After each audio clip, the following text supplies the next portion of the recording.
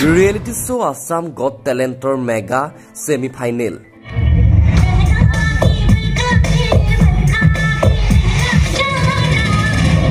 Guwahatiৰ মালিগাঁৱত অনুষ্ঠিত হৈছে ৰিয়েলিটি শ্ব' আছাম গট টেলেণ্টৰ মেগা ছেমি-ফাইনেল।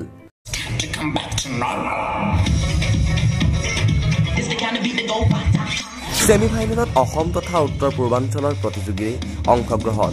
অহা 31 জানুৱাৰীত অনুষ্ঠিত হ'ব আছাম গট টেলেণ্ট ছিজন 9ৰ ফাইনেল।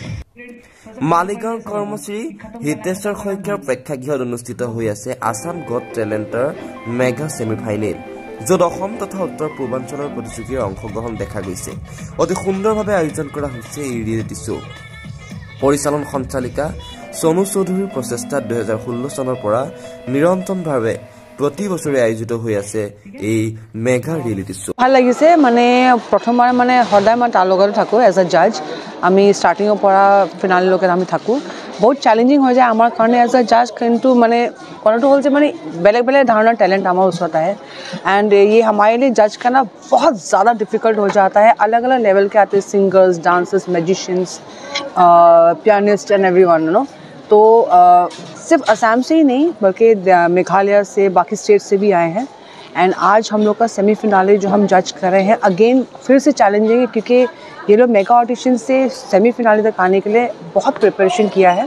तो इनको हम आगे फिनाले तक लेके जाने के लिए अनदर एक टास्क है हमारे लिए।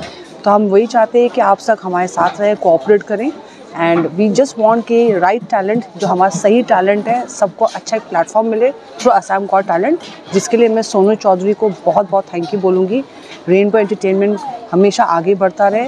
असम गॉट टैलेंट सीज़न 9 ये बहुत ही लंबा जर्नी इन्होंने तय किया है। They have grown every year और मैं चाहती हूँ कि आगे भी जब भी जाएँ हमेशा नए टैलेंट को लेकर आएँ और हम चाहते हैं कि नेशनली एंड इंटरनेशनली उनको एक अलग एक नया प्लेटफॉर्म दें। कन्ट्रोवर्सी माने किसुमान गार्जेनर माने কি কম আৰু ক'বলৈ আৰু বেয়াই লাগিছে। তেওঁলোকে অনলাইন কি হয় বুজি নাপায়, তেওঁলোক বুজি নাপায় যে এপিসোড কি হয়। এপিসোডত আমাক যিখিনি লাগিব, আমাৰ টাইম লাগিব। আৰু কিছুমান গাৰ্জেনে মানে ৰখিব নোৱাৰা হৈছিলে।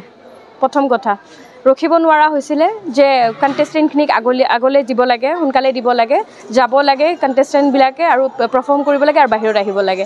কিন্তু আমাৰ এইটো ৰিয়েলিটি শ্ব'।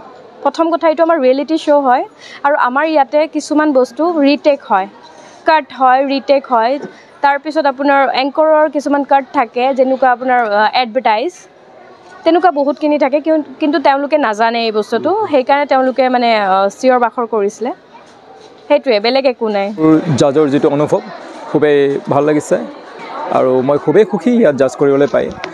আচলতে আছাম গট টেলেণ্ট এইটো ছিজন 9 ইয়াৰ জন্মলগ্নৰ পৰাই মই আছোঁ।